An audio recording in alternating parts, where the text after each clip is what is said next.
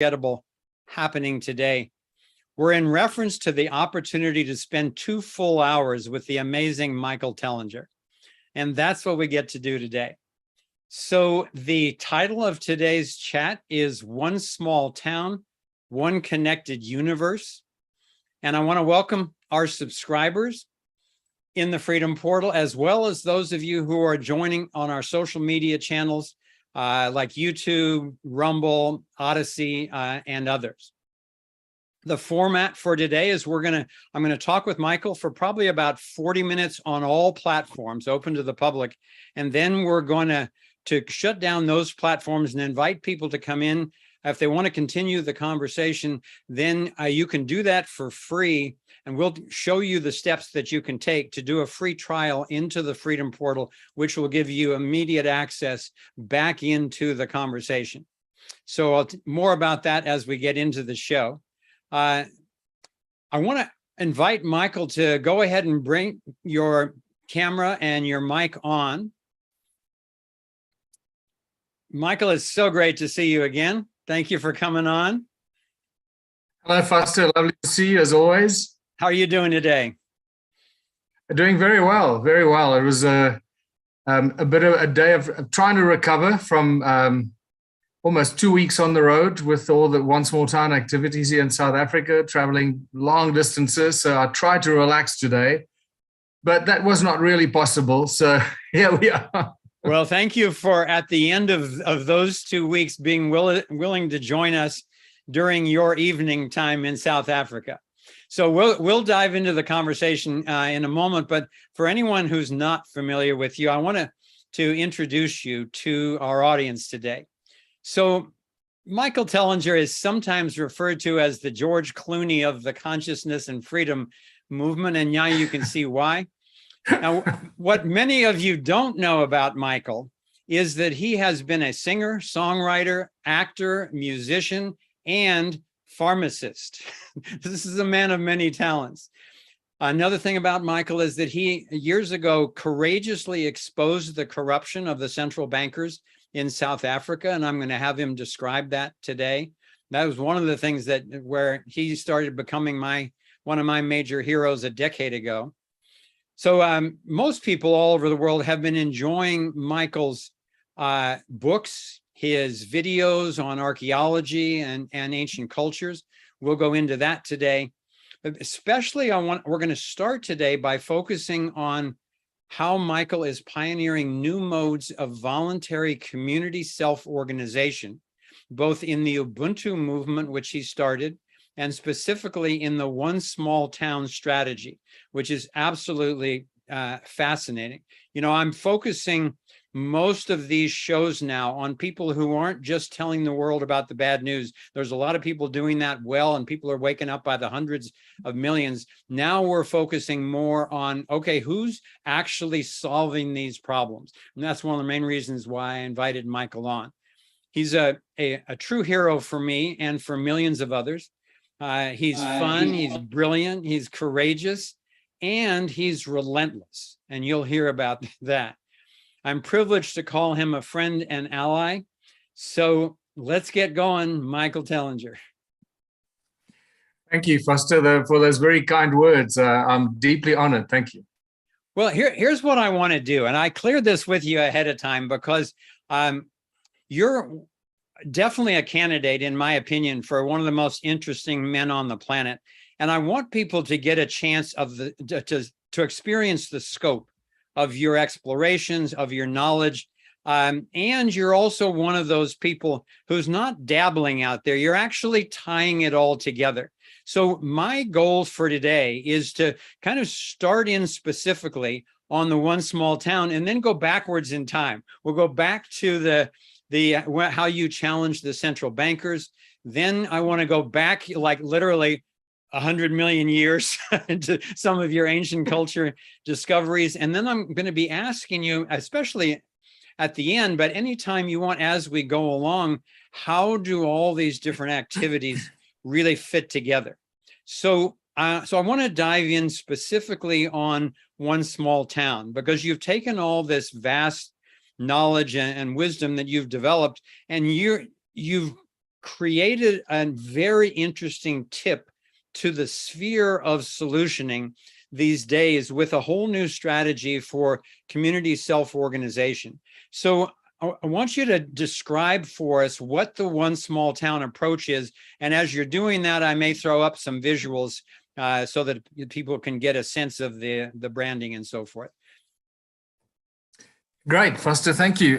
So just the 60-second elevator pitch, I guess, for one small town is realizing that unless we stand together in small communities and cooperate and collaborate, we're pretty much vulnerable, continue to be vulnerable to large corporations infiltrating small towns, whether they're mines, whether they're the Walmarts, whether they're any other large business, the pharmaceutical companies, or any large corporation that goes into a small town, offers jobs to people, and then as and when they want to close their doors, unfortunately, they shut down the operation, they leave the entire town jobless, without work, farms are standing empty, and so forth. And we can see that effect all over the world. I know the USA very, very well. I've traveled to the USA for 12 years, every year for at least 3 months doing my lectures and tours.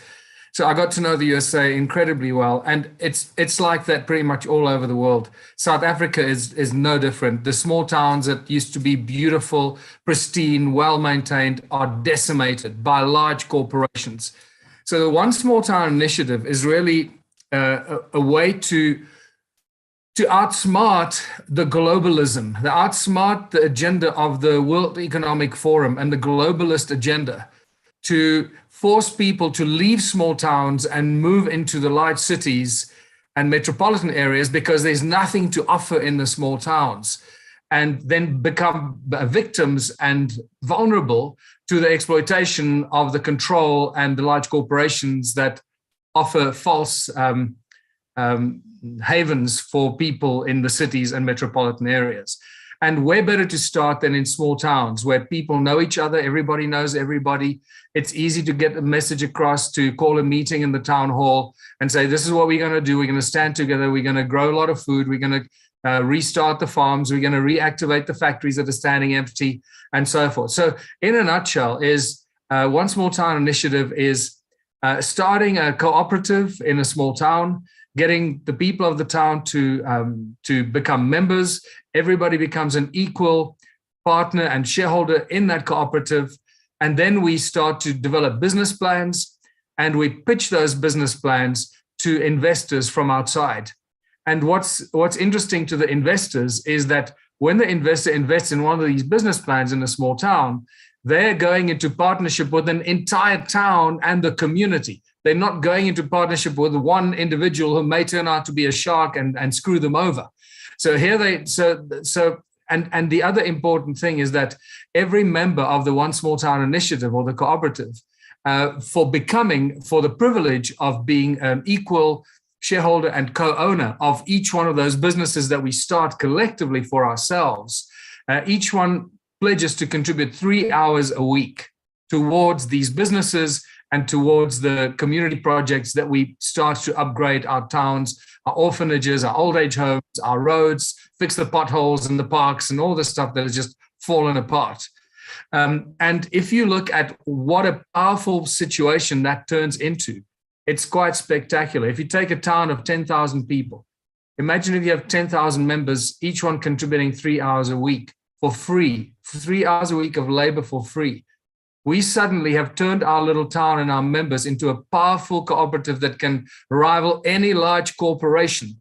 We have 30,000 hours of labor that we are providing. We're choosing to provide ourselves for free towards our businesses, our farms, the growing of food, creating of laptops and technology or bicycles or pharmaceuticals or whatever it is we choose to start and do. We decide what we're going to do. We control it. These are our businesses, and no large corporation is going to dictate to us what we can and cannot do. And that, in a nutshell, is the One Small Town initiative. It puts power straight back into the hands of the people, where they decide what will happen in their town and not be driven by a corrupt mayor or corrupt politicians or large corporations with ill intent. I love how grassroots this feels. It's literally from the bottom up, with people creating their own future. Now, this sounds great as an idea, but people are, I'm sure, out there wondering, well, is this actually going to happen? So I've been excited to hear an update from you recently about how this is getting started in several places. Can you share that update with our audience? Yes. So just in case your audience aren't aware, this is not something that happened last month or last year or in the last few years. This is something that launched more than a decade ago, around 14 years ago. The idea started to grow and slowly but surely form into what it's called now, the One Small Town Initiative. So it was really in 2016 that we officially started to promote it as the One Small Town Initiative, which started with the grassroots of the Ubuntu movement. Ubuntu is an African word that stands for unity within community, where people work together for the benefit of everyone in the community, with a simple slogan of, if it's not good for everyone, it's no good at all. And so the One Small Town grew out of that. And we've been fine-tuning it and promoting it to mayors and councillors around the world, in the USA every year, and right across the world, Australia, Brazil, Europe, South, Africa, et cetera, et cetera.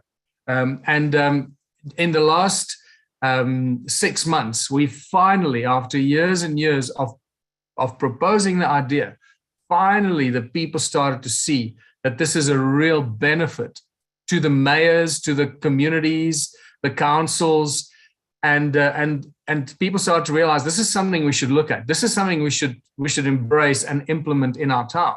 And the reason why it's so simple, because there's no cost to the mayor. It doesn't cost the mayor or the council anything to promote this idea. So it's not unless if we approach the mayor and say, okay, we'll put down $1 million and we'll come help you fix your town. No, we just, our message to the mayor is, you become the face and the voice of this initiative. Yeah. And we work with the community to create investment opportunities for the community. You just promote it as the mayor. You become the face and the voice of the initiative. And suddenly, over the last 6 months, we have seen a number of mayors around the world reach out to us. And we are now implementing One Small Town in 2 countries, in South Africa, in a town called Kuruman, which is a large town. So it's a bit of a baptism by fire for all of us. And we're learning, as you said, this is the first time we're doing this after many, many years of promoting the idea.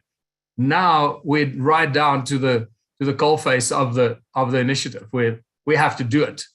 And what an exciting journey, where we're learning so much about so many different aspects of politics, how municipalities work, the very subtle interaction between community and municipality, how to navigate that potential minefield. So we're launching this in South Africa and in Lebanon, in a town called Ras El Matan, a beautiful historic town with about 10,000 people. Mm.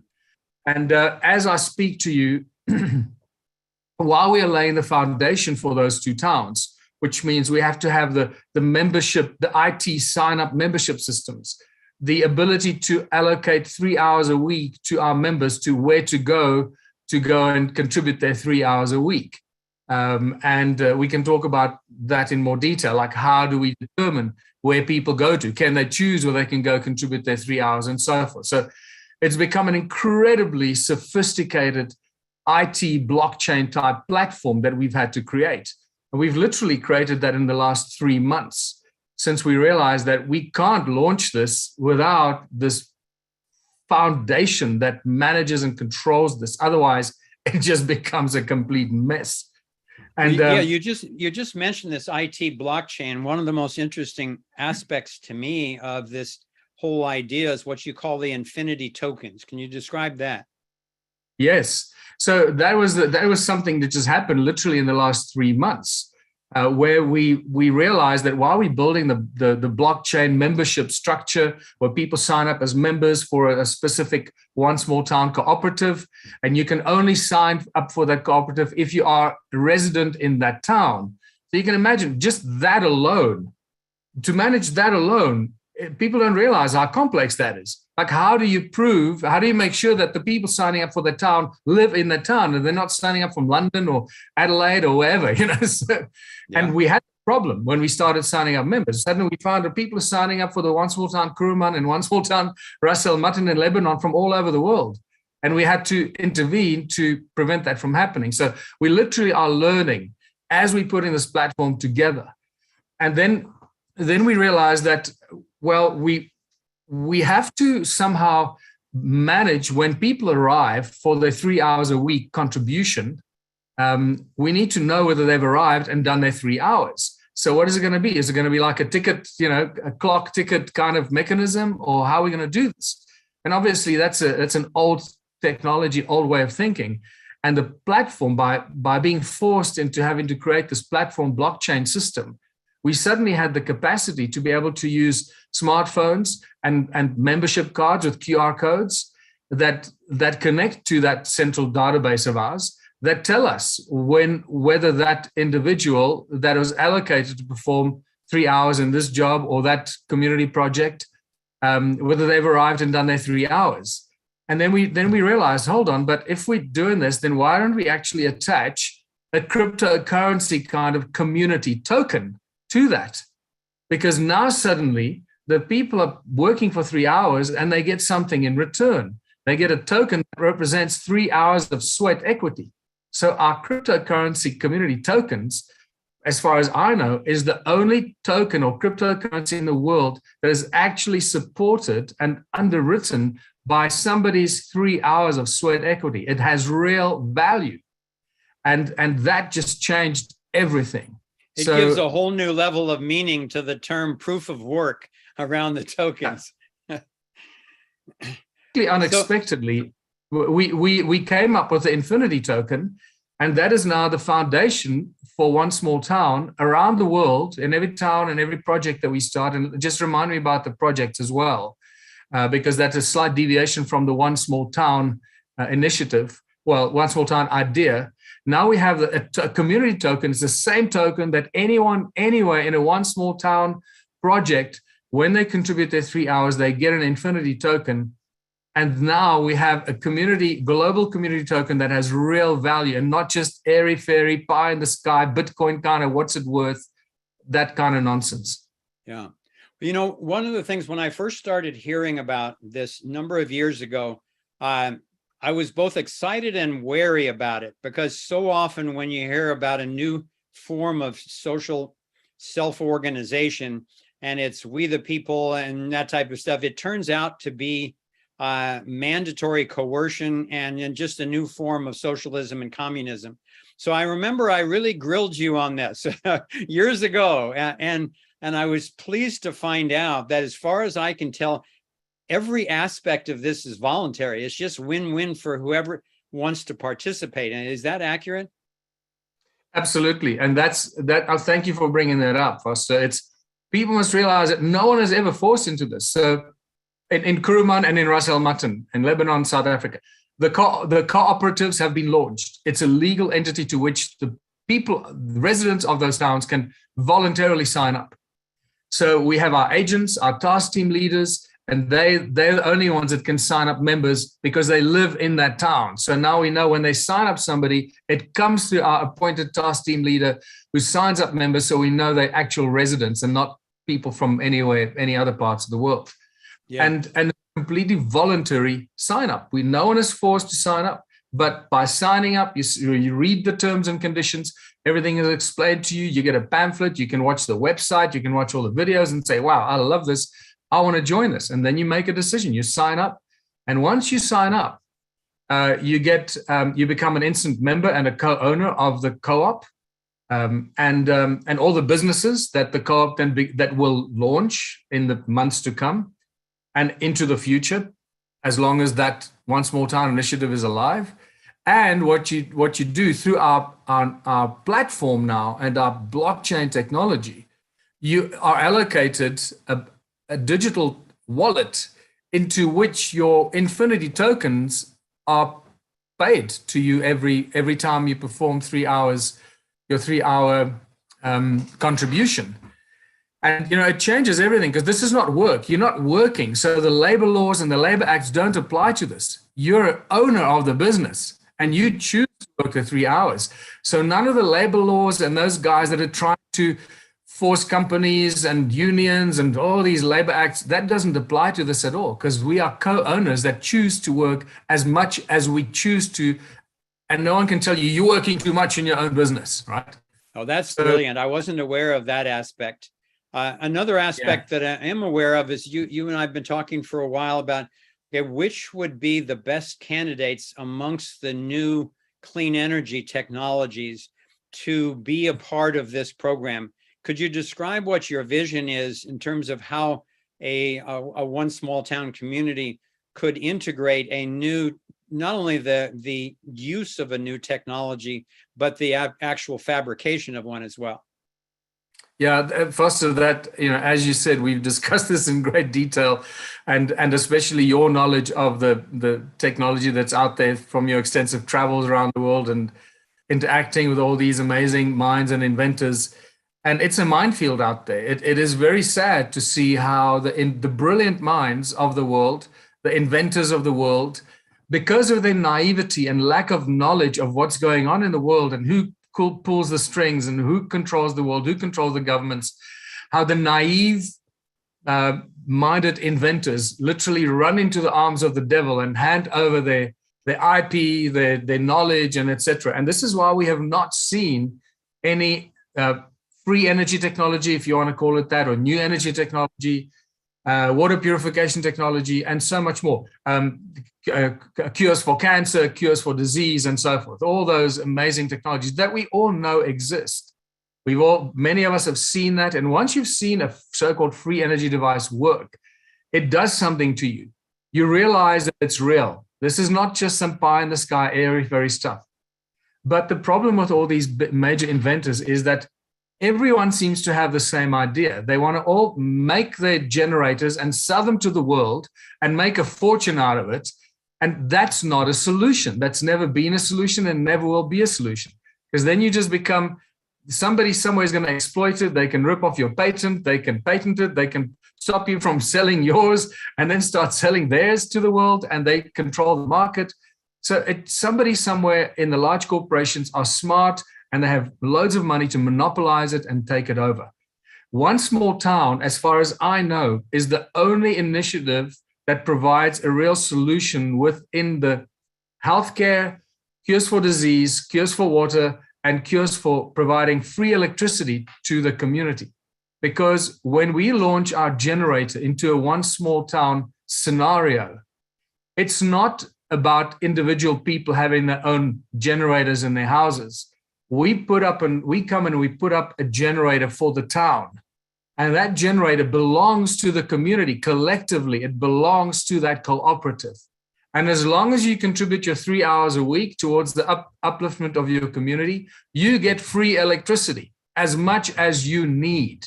So if you're a farmer and you're contributing towards the well-being of the community with your farm, you're part of the One Small Town initiative, you get as much electricity as you need to run your farm because you are a member of the One Small Town co-op and you contribute to the well-being of your community. If you're a dentist, you get as much electricity as you need to run your dentistry shop, and so it goes. So as long as we never sell the technology to individuals, it gets given to the community. They pay for it. Obviously, somebody has to manufacture it, so there's a cost of manufacturing. Once that generator has been paid off, it belongs to that community and those people. The cooperative controls the use of it, and as long as you contribute your 3 hours a week, you get free electricity. And that goes with pretty much everything else that we do in the One Small Town model. I'm still hoping that my friend Maxwell from Zimbabwe can come through, because he's just a few hours drive from South Africa. And he's unfortunately proven to be very unreliable of late, but he's a brilliant guy, and I'm hoping that he can come through with a technology that he can actually deliver that and start in the town that you were talking about, the One Small Town in South Africa. Now, I think you had mentioned that there's interest in the U.S. Amongst some mayors in the U.S. Can you mention those cities yet? Look, I haven't got the names of the mayors. We have Yeah. interacted with some mayors over the last 6 to 12 months, and even more recently. So they sort of pop their head up. We get an introduction. We have a quick call, and then it sort of sits. But there are also some communities that are interested in joining the One Small Town initiative.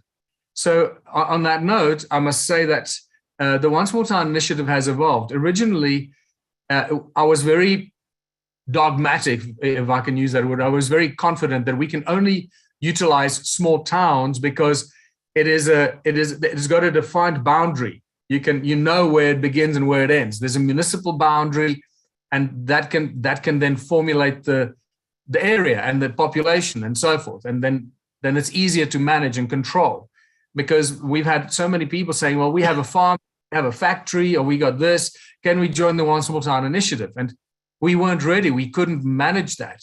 Yeah. But since we've developed our blockchain platform with our token allocation, with our 3 hours allocation, and with our capacity to ring fence a specific One Small Town initiative, whether it's a town or a factory or a farm, where a number of people decide they want to set this up as a co-op, we can now go in that direction.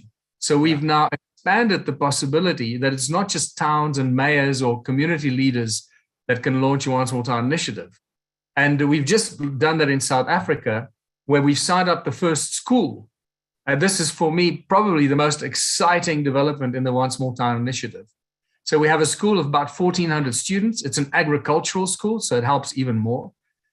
Because what I haven't mentioned yet, a lot of our focus is on growing food with the One Small Town, is agriculture, working with farmers and growing as much food and as diverse food types as we possibly can, and then creating the value chain from the farm through the manufacturing of the different types of food, the packaging, and making sure that those healthy, organic, well-packaged foods reach the people. And so now we've got an agricultural school with 1,400 students, and we've got special technology that we're working on right now that activates seeds. It's quite spectacular. It makes seeds grow much faster. They become organic, crazy seeds. They grow faster, bigger, and they produce more crops. So we're about to start this project with the school and start teaching these kids how to treat the seeds and then grow the seeds on the school agricultural land.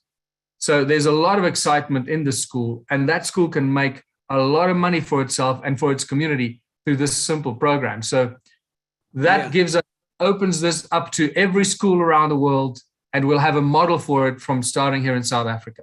Yeah, I really see this as a next level medium through which all these brilliant innovations can begin to get into, particularly to the grassroots. And so I want to, in just a minute, move on to another theme, but just in terms of summary, what's the best website for people to find out about the One Small Town initiative? Our main website is onesmalltown.org. Please go there for all the links to everything else. The news page is there, and just go there for all the information.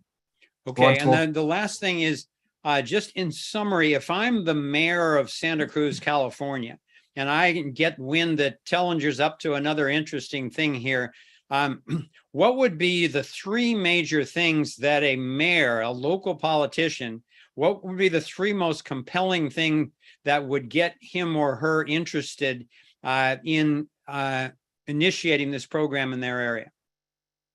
First of all, there's no cost to the mayor or the municipality. That's always the number one appealing thing. Right. People always go to the mayor. We got a great idea for you, but you have to give us $1 million, right?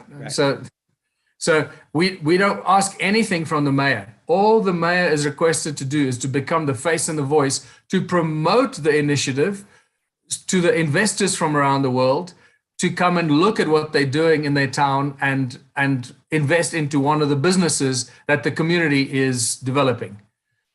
So that would be the number one thing to the mayor. There's no cost to you.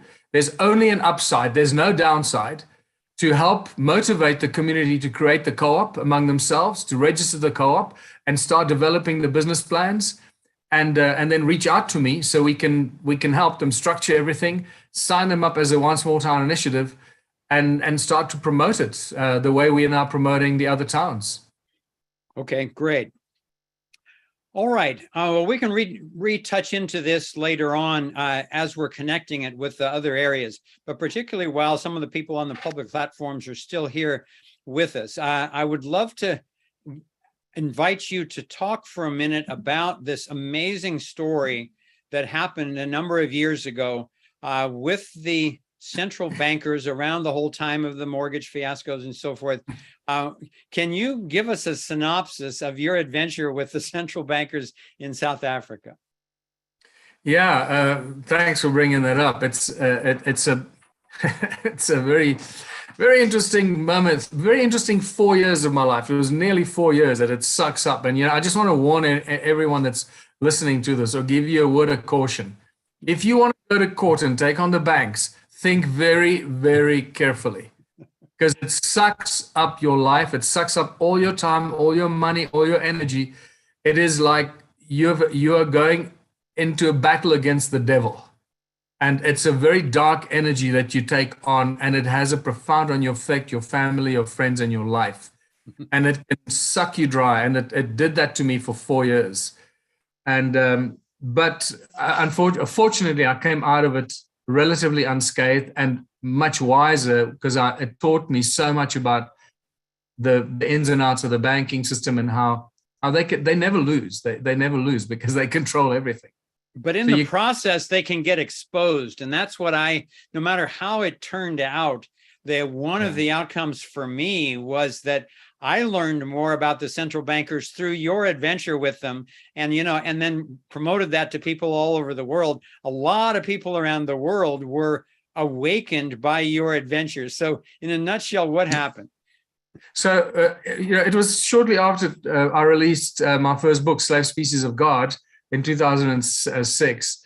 I started to realize about the whole banking thing. And in fact, while I was writing Slave Species of God, that's when I realized in 2005, that's when the whole Ubuntu movement started, and the idea of One Small Town, when I discovered the true origins of money, what money is, where did it really originally come from, who started the first promissory note system. And it goes all the way back to the Sumerians and the Sumerian temples, and these mysterious kings that appeared on earth suddenly out of nowhere, that could smite people with advanced weapons and force them to do things against their will. And these first priest kings started their first temples, from which they issued promissory notes in the form of clay tablets. And they would ask people to bring in their gold and silver, and in return give them these pieces of clay that became the first promissory notes in world history. And that suddenly I realized that the way the banking industry works today is no different. It's exactly the same, except instead of clay tablets, we use pieces of paper as promissory notes. And then they extended it even more. The modern banking system works with bills of exchange, promissory notes, and negotiable instruments, right? So these very weird terms and expressions that we learn about the banking system, and most people have no idea what that even means or what it stands for. But in essence, what it is, it's all black magic, it's all trickery, it's all a giant con job.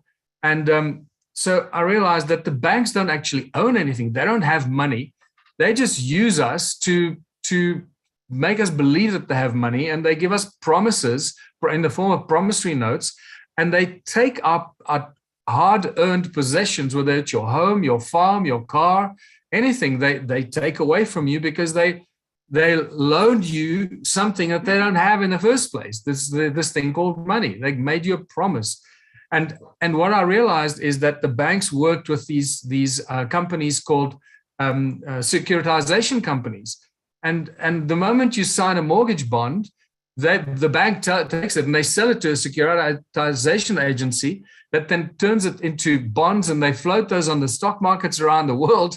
So the bank doesn't even own the house. They've actually sold the ownership onto somebody else. And that just became, I couldn't believe it. And it was that during that 2008 period that started to come out.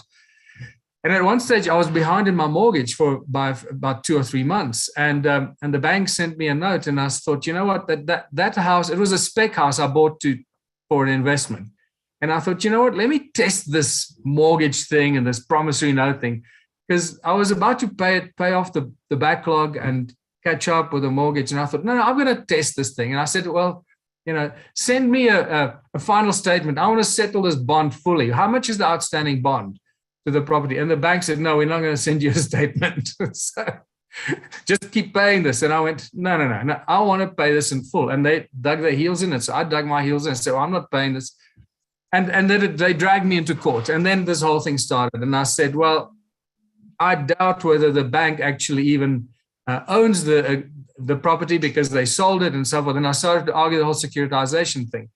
And you can imagine in 2010, this started. The media in South Africa and around the world they knew nothing about it, the mainstream media. Mm-hmm. So they started to call me a crazy person. And, there were headlines on the lamppost when you drive to Johannesburg at the Sunday Times, the biggest newspaper weekly. It would say Standard Bank versus the aliens. That's how they try to undermine. So they referred me as the alien guy, right? Is this the best you can do? So Standard Bank versus the aliens, and that's how they undermine and belittle you when you take them on. So let me just pause you for just a second there, because I want to make sure that everybody understands, and that I understand this, so you asked for a statement on your mortgage and they wouldn't show you a statement. Why exactly do you think they wouldn't show you the statement? I have no idea. I still don't, for the life of me, I don't understand what happened there. I literally asked them, I said, what is the outstanding amount on this bond? I want to settle it in full. And they wouldn't send me an outstanding, like a bill. I asked for a bill. They sent me an email was saying, this is the amount outstanding. I said, no, I don't want an amount. I want a bill. Because what I wanted to do in those days, there was that whole, value, return your bill for value for purchase or whatever it was called. So I was going to do that. I was going to return the bill, said accept it for value and all that. So, people were doing all that kind of stuff. So I was waiting for a bill to say, yes, thank you. I recognize this bill as a promissory note, and therefore I return it in full value and cover that payment. But they wouldn't send me a bill. They just send me an email telling me what the outstanding amount is. And I refused to pay it. I said, I'm not going to pay it unless you send me a bill. And then that dragged me into court. And they created. I saw that in other cases with other people as well, that they didn't want to have any paperwork showing the fact that they sold that property probably multiple times and it was gone, and they didn't actually deserve to be accepting your payments at that point. Yeah. And it's funny, Foster, it's funny. And my friend Scott Kundle, who at that stage is a remarkable individual, one of my best friends, he was also doing a similar thing. He had the New Economics Rights Alliance in South Africa. He had like 250,000 members on that. It was a powerful movement. Yeah. So these are all supporters of ours in court suddenly. And so they basically hauled Scott and I into the Supreme Court in Johannesburg and try to treat us like collectively, and the same judge like adjudicating over our two separate cases. So I said, hold on, these are two separate cases. You can't. We should be in two separate courts. Why are we in one court? You're talking to us together. It was an absolute nightmare. You could see the complete and utter abuse of power. But the very first day when I was in court, and we were up against the most powerful advocate, it's like the barrister in the UK. It's higher than a lawyer. Only advocates are allowed in the High Court. Lawyers don't go to the High Court. And they wear black robes, and they enter backwards, and they exit backwards, and it's your lordship, my lord, to the judge on the pedestal. It's a complete black magic ritual when you go into the courts, right? So let me clarify also. Now you're defending yourself, right? Yeah. So I didn't have a lawyer or anyone defending me. I went in my T-shirt and shorts to go there with a piece of paper, a bunch of notes that I made to defend myself against the highest paid lawyers in the world. And that didn't go down well. I said, like, who is this guy completely inappropriately dressed? And I didn't know the rules. So I just stand up and talk when I'm not supposed to talk, and interrupt the judge and interrupt the lawyer, the advocates. And just caused havoc in court and rattled their cage. And I did that on purpose. Not the first time. By the third time I went into court, I realized, hold on, I can use this layman excuse that I don't know what the rules are and they can't throw me out because I have the right to defend myself as a layperson. And then I really started to milk it.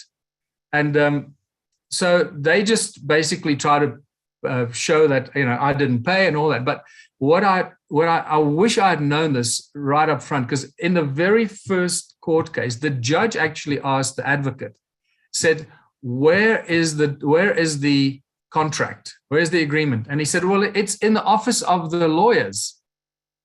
And that the judge should have thrown the case out, because if the contract isn't in court, then the case can't continue. And I didn't know that. I should have immediately objected and said, well, if the contract isn't here, this case can't continue. And then the judge would have thrown it out. But I was a little late. I was still rusty. I wasn't sharp enough, but 3 years later, I was very sharp.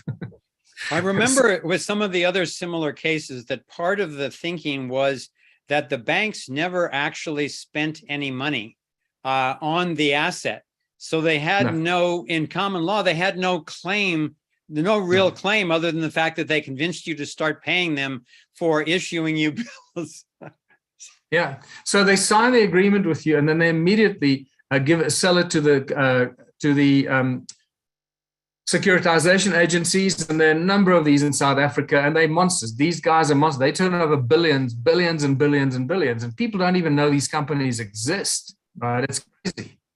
And so they actually sit with the assets, but they don't even sit with the assets. They don't even know what assets they sit with, because they bundle them and they float them in all the stock exchanges around the world.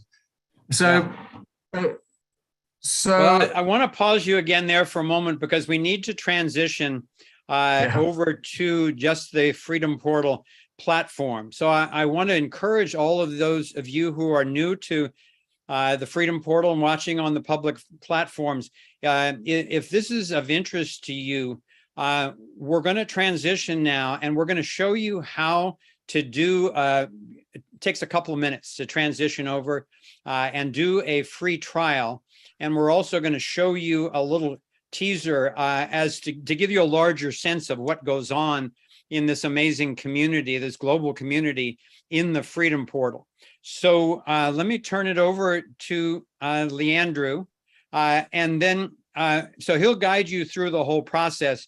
And then those of you who want can rejoin us, and we'll continue this saga with the central bankers. And then also we'll go into the ancient cultures, the amazing artifacts and the whole new approach to these ancient culture communities and energy access and so forth that Michael has developed. So Leandro, over to you.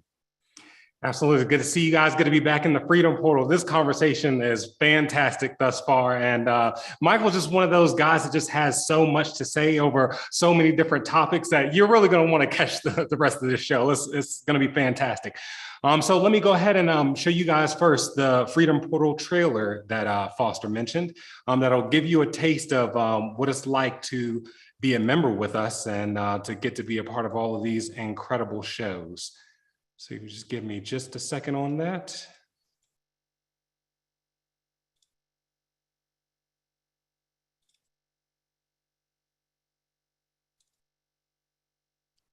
We're also collecting questions in the Q&A in the Zoom platform. So I know a lot of people already have questions for Michael. So feel free to put those in the Q&A rather than the chat, because we'll go to the Q&A first to look for them.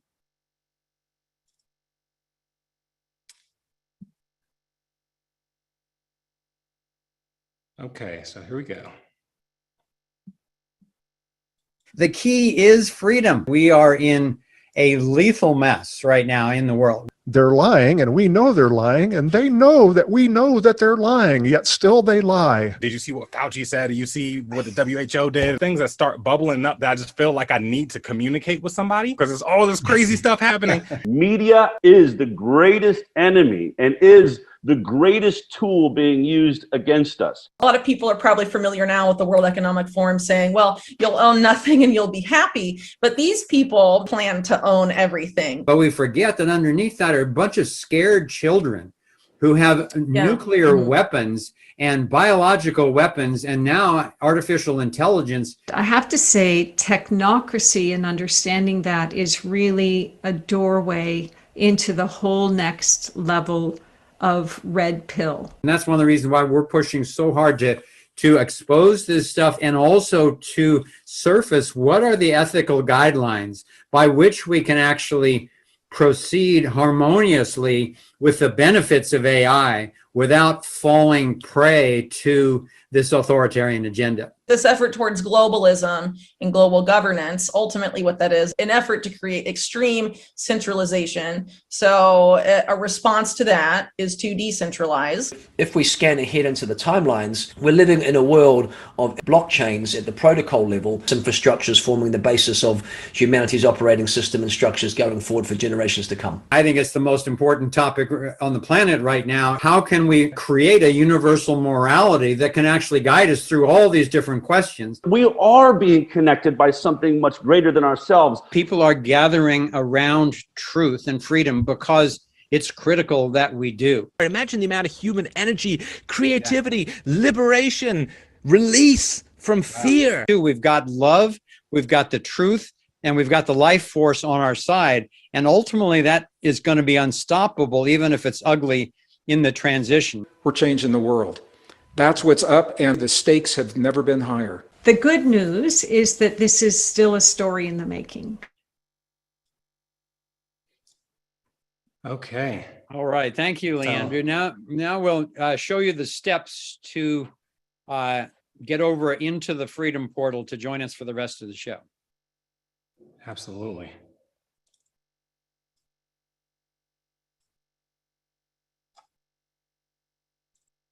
Okay, so for those that have not been with us before, you're going to basically go over to the thriveon.com website and click start your free trial.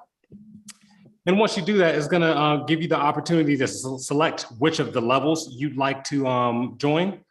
And, it's going to give you the choice of Explorer or Angel, so you can select which of those you prefer. And, just like any subscription, we're going to need your credit card. But if you're like most people, you're going to want to stay here and be a part of this community. So you can go ahead and click Return to Freedom Portal Catalog. And then once you get back to the calendar page, you'll actually be able to click Sign On to Continue. You're not going to click Access Now because you've already signed up. And so you're going to click that Sign In to Continue. You're going to enter the credentials that you just set. And that'll take you back to the event page where you can click Attend. Then you can click Join Webinar on that next page, and that'll bring you back into the Zoom conversation so you can finish the show with us. So looking forward to meeting you guys that are going to be joining us, and enjoy the rest of the show. All right. Thank you, Leandro. So let's jump back into the courtroom. So you're in there in your shorts. So you got your piece of paper, and I remember that you made a point of just laying out all of the different levels of fraud of these bankers, so that at least it would be in the court record. Is that right? Yeah.